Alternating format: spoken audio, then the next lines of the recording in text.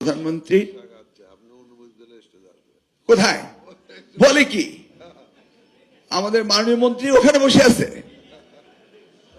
হায় আল্লাহ, একটা হাততালি দেন তো জোরে।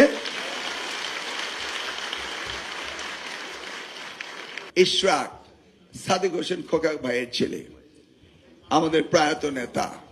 খোকা ভাই একজন সাধারণ মাটির মানুষ ছিলেন। উনি ওনার এলাকাতে মানুষের সাথে বসে দোকানে লুঙ্গি পরে চা খেতেন।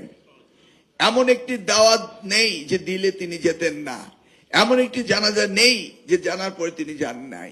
উনি মাটির মানুষ হিসাবে ওনার এলাকার মানুষের সাথে বসে গল্প করতেন, চা খেতেন, তাই না?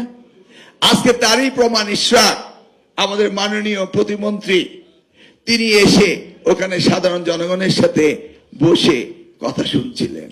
সেই জন্য হাততালি দিতে বলেছে, অন্য কারণ না। ধন্যবাদ ইশরাক।